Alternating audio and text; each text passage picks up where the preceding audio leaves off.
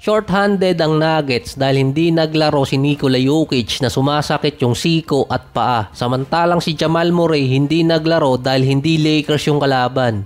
Sa totoo lang merong injury din sa paa. Si Tyson at si Watson ang pumalit sa starting lineup. Si Jokic at si Jamal Murray may injury na talaga since Wizard game pa lang. Pero naglaro sila doon. Kung alin pa yung game na merong makakalaban na hottest team, doon pa nagpahinga yung dalawa. Parang minaliit nila yung Golden State doon. Kasama din kasi doon si Christian Braun na hindi naglaro. Prior sa game naka-probable si Braun at naka-questionable si Jamal Murray at si Jokic. Ibig sabihin pwede sana silang maglaro noon pero hindi pinalaro. May reason kasi doon ang Nuggets kung pagbabasihan yung standing. Mas aabangan nila yung March 20 na matchup kontra sa Lakers dahil yun ang mas importanteng game kontra sa game nila sa Golden State. Walang mawawala sa Denver kung matalo sila sa Golden State dahil may isa pa naman silang game. Kung natalo doon ang Nuggets, pwede silang bumawi next game dahil merong pang isang natitira. Si Steph naman merong injury report sa kanya bago yung game na sumasakit yung likod. Pero na-clear siya habang nasa warm-up. Nagpakiramdaman yung dalawang teams. Base kasi kay Steve Kerr, importante yung game na yon para sa Golden State para sana abutan yung Denver. Dahil prior sa game, 2.5 game away yung Denver sa kanila. Na kung hindi nila makukuha yung panalo, imposible nilang abutan yung Nuggets. Kaso nasayang din dahil yung Minnesota nausog kanina, natalo naman sa Pacers. Pinalamang na, pina-overtime pa, gusto pang manalo. Kung nasecure ng Golden State yung panalo, yung lamang nila dito sa Minnesota, 2.5 games na. Sa game naman versus Nuggets, si Aaron Gordon ang merong game high, 38.6 rebounds. Si MPJ Batang Quiapo naman nasa 21 points, 10 rebounds at himala, may 5 assists, namamasa na. Parang may masama mangyayari kasi sa mundo kapag merong maraming assist si MPJ. Nung last time na naka 5 or 6 assist si MPJ, i-search nyo na lang yung current events nung November 22, 2024 at December 7, 2024. Ididilaw kasi ako ni Whitey kapag binanggit ko.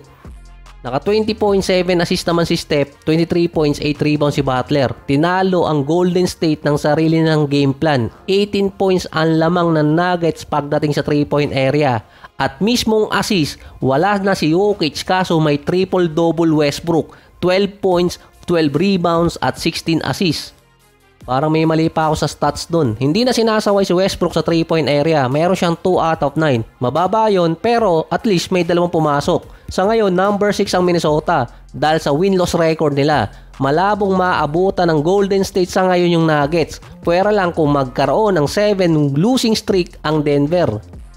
Nagbuckles pa ako dun na. Nagkapiko na naman si Bando at si Sohan. Binato ba naman ni Sohan ang bola itong si Bando. Nagkapiko na, nagkatulakan, nagkagulo, nagkatanggalan pa sa game. Na-eject yung dalawang player. Sa Lakers pa naman lamang sila 107-93, 6 minutes mark. Malas pa nun si Luka, 5 out of 20 sa field. 10 out of 30 naman siya sa free throw area. Nakakakuha na siya ng foul. May utos ata. Nasa 21 points, 14 assists at 9 rebounds. Si Austin Reeves naman naka 30.7 rebounds at 6 assists. Nag-a-average si Reeves ngayon ng 29.6 rebounds at 8 assists kapag wala si LeBron sa lineup. Kailangan kasing galingan ni Reeves kasi kung pangit ang laro niya na wala si LeBron tapos bumalik baka ma-trade siya.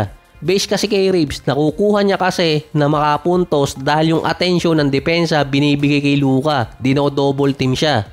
Pero nung last game nila versus Nuggets, walang Luka at walang LeBron nun. Siya ang bumubuhat dito sa Lakers. Ang sunod na makakalabang kasi ng Lakers ay Denver Nuggets, March 20. May possibility na dun maglaro si Jokic at si Jamal Murray.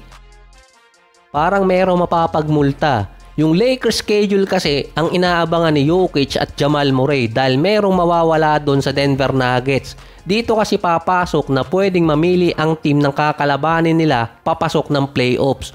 Kung ang Nuggets ay natalo sa Golden State, papatak pa rin sila ng number 3. At number 6 naman ang Golden State. Lamang pa rin doon ang Nuggets at may isa pa silang game. So nabanggit ko na yung kanina.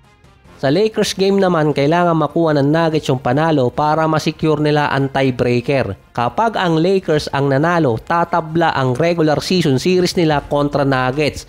At dahil ang Lakers ang number 1 sa Pacific Division, makukuha nila yung tiebreaker kontra Denver. Dahil ang Denver ay number 2 sa Northwest Division, kasama doon ang number 1 sa division nila na OKC Thunder.